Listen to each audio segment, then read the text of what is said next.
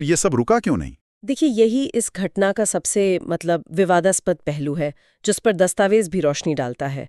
सैनिक तो लौट आया, लेकिन जापानी सेना ने अपनी आक्रामक कार्रवाई रोकी नहीं। अच्छा। इससे ये शक बहुत गहरा जाता है कि क्या ये लापता सैनिक वाली बात सिर्फ एक बहाना थी, जिसे जापान शायद शायद पहले से ही तलाश रहा था। ये तो बहुत गंभीर बात है। मतलब एक छोटी सी घटना जो सुलझ सकती थी, उसे जानबूझकर बढ़ाया गया। इशारा तो इसी तरफ है।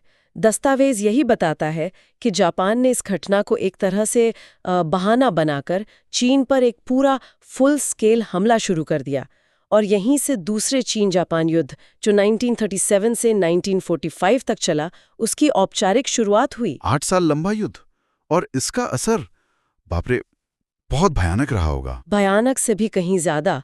और ये युद्ध सिर्फ चीन और जापान के बीच ही नहीं रहा। बाद में पर्ल हार्बर पर हमले के बाद ये द्वितीय विश्व युद्ध का हिस्सा बन गया, जिसे हम एशिया पैसिफिक थिएटर कहते हैं। चीन के लिए तो ये साल बस तबाही लेकर आए। दस्तावेज में नुकसान का कुछ अंदाजा दिया गया है? कितने लोग? हाँ, दस्तावेज में अनुमान है कि इस 8 साल के युद्ध और फिर जापानीज कब्जे के दौरान 2 करोड़ से ज्यादा चीनी लोग मारे गए। 2 करोड़? हाँ, इसमें सैनिक भी थे और आम नागरिक भी। शहर के शहर बर्बाद हो गए, अर्थव्यवस्था पूरी तरह टूट गई। ये एक राष्ट्रीय त्रासदी थी उनके लिए। 2 करोड़, ये आंकड़ा सुनकर ही रोंगटे खड़े हो जाते हैं। तभी शायद चीन में इस घटना को इतने इतने जज्बाती तौर पर याद किया जाता है। बिल्कुल, आप सही कह रहे हैं। चीन में 7 जुलाई को आज भी जापानी आक्रमण के खिलाफ जो उनका राष्ट्रीय प्रतिरोध था, जो संघर्ष था, उसकी शुरुआत के प्रतीक के तौर पर देखा जाता है। ये दिन उन लाखों करोड़ों लोगों की याद दिलाता है जिन्होंने अपनी जान दी।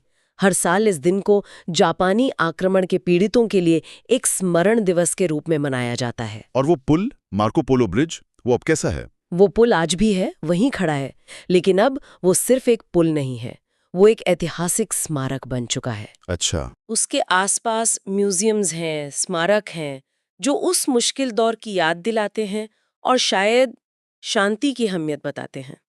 तो इस पूरी बातचीत का, इस पड़ताल का निचोड़ क्या निकलता है? निचोड़ यही है कि मार्को पोलो ब्रिज घटना हमें दिखाती है कि कैसे एक देखने में छोटी लगने वाली स्थानीय झड़प भी, अगर माहौल सही हो, इरादे हों, तो एक भयानक, एक वैश्विक संघर्ष की शुरुआत बन सकती है। ये सिर्फ इतिहास का एक पन्ना नहीं है, ये एक चेतावनी है। बिल्कुल। एक ऐसी घटना जिसने न सिर्फ 2 देशों का, बल्कि शायद पूरी दुनिया का भविष्य बदल दिया। हाँ, और जाते जाते बस एक बात और कहना चाहूंगी, जो श्रोताओं के सोचने के लिए है।